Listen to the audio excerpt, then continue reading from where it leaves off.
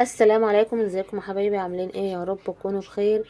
النهارده هنعمل مع بعض الكيكه الشاتو بطريقه سهله وبسيطه جدا. صلوا على سيدنا محمد عليه افضل الصلاه والسلام. هنجيب كوبايه من اللبن الحليب، وعليها كوبايه من الزيت.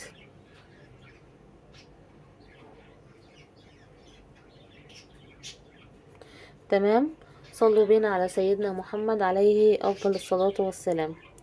خلاص يا حبايبي، هنجيب كمان كوبايه من السكر. انا ماشيه معاكم الخطوات خطوه بخطوه علشان تعمليها سهله وبسيطه جدا، ما فيهاش صعوبه خالص. هنجيب الكاكاو ده، كاكاو خام من عند اي عطار. هناخد نص الكميه، يعني مقدار 4 معالق كبار من الكاكاو. تمام. هننزل كده في الخلاط زي ما انتوا شايفين. كل حاجة في الخلاط، هتخلصي الكيكة في نص ساعة بالظبط تكون جاهزة معاكي. سامحوني لو صوتي واطي شوية او مهنك شوية، علشان انا تعبانة. الحمد لله، دعواتكم ليا اللي ربنا يشفيني يا رب ويشفي كل مريض. هنضرب بقى المكونات دي الاول مع بعض كده في الخلاط. ماشي.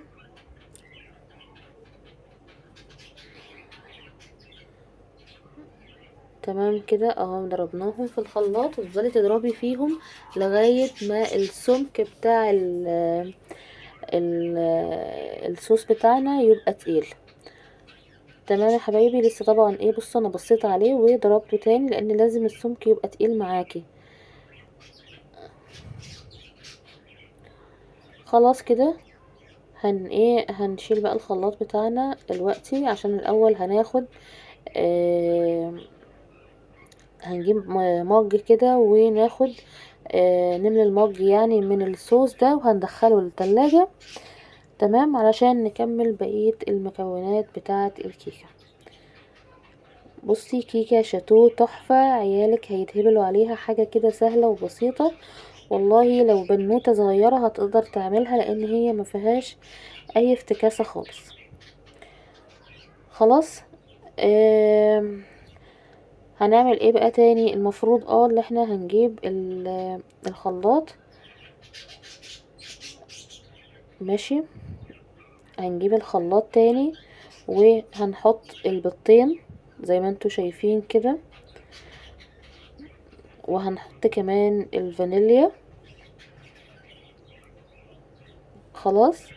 وهنروح بقى ضربينهم كده مع بعض. مين لسه ما اشتركش في القناة؟ اللي ما اشتركش في القناة يشترك في القناة، واللي ما فعلش زر الجرس يفعل زر الجرس عشان يوصله كل جديد. ضربنا كده خلاص البيض مع الفانيليا مع الصوص اللي كان في الخلاط. هناخد حوالي كوباية ونص من الدقيق. تمام.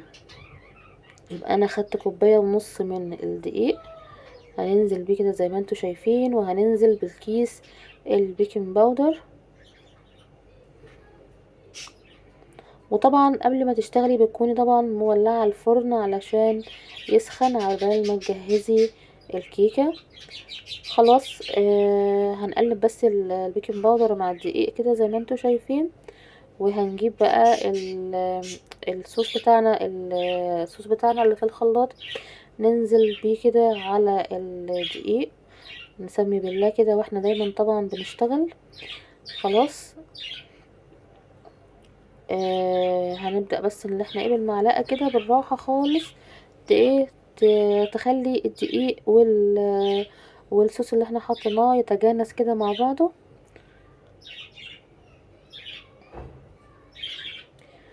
صلوا على سيدنا محمد عليه افضل الصلاة والسلام.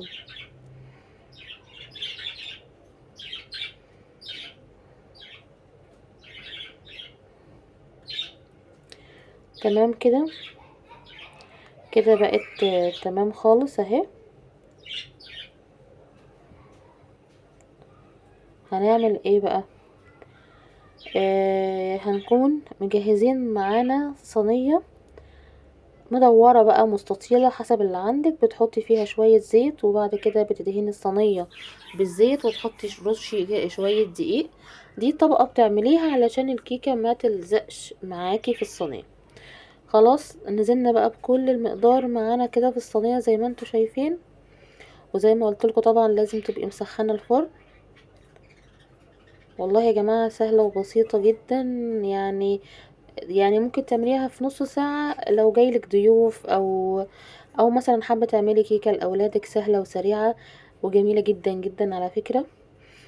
خلاص بتساوي كده بقى الكيك في الصوص في الصينية، وهنحطه بقى في الفرن حوالي ربع ساعة بالظبط، ربع ساعة بإذن الله. وهتطلع معاكي، لان طبعا دي مختلفة عن اي نوع كيك بتعمليه. تمام. فربع ساعة ربع ساعة بأمر الله هطلعها من الفرن واوريها لكم بإذن الله، ونحط الصوص اللي احنا حطيناه في التلاجة ده مع بعض ونزوقها بالفرماسي. بصوا بقى حبايبي، الكيكة كده طلعت من الفرن، قلبتها في الصينية. براحتك بقى، عايز تحطيها على وشها تقلبيها زي ما انا قلبها كده براحتك. هننزل بقى بالصوص اللي احنا كنا حاطينه في التلاجة، وتبدأي بقى انك تساوي الصوص ده وتوزعيه في كل الكيكة كده زي ما انتوا شايفين. ماشي.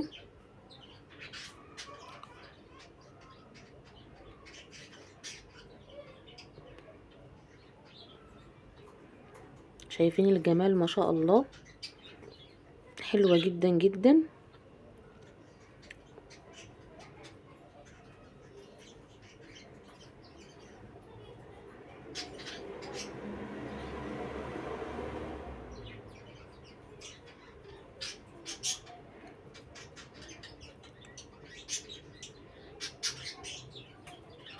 عايزين بقى تحطوا عليها اللي هو الفرماسيه ده براحتكم، عايزين تسيبوها كده برضو ده يرجع لكم. بس انا عندي العيال عايزين اللي انا احط لهم عليها فرماسيه، فعادي جدا بتحطي بقى الفرماسيه بالشكل اللي انت عايزاه،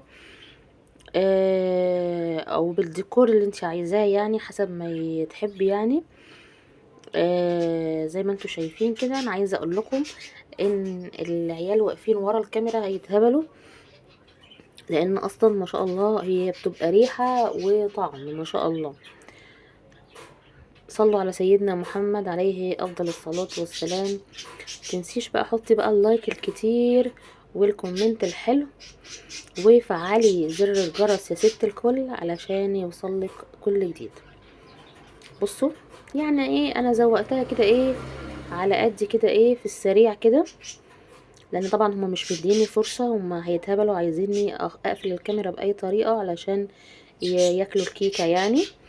بصوا الجمال، يا رب تكون كده الفيديو خفيف عليكم، وتكونوا اتعلمتوا حاجة بسيطة سهلة وبسيطة جدا، والله ما فيهاش اي افتكاسة.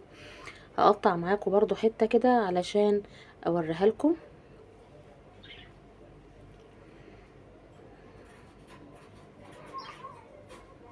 ماشي. بصوا الجمال، شايفين ما شاء الله، حلوة جدا وبسيطة. ما تنسونيش بقى بالدعوة الحلوة. و بصوا انا قلت لازم ادوق معاكم كده واشوف الطعم معاكم، ما شاء الله تحفة. يا رب اكون عند حسن ظنكم. متنسيش بقى تحطي اللايك وتعملي سبسكرايب للقناة.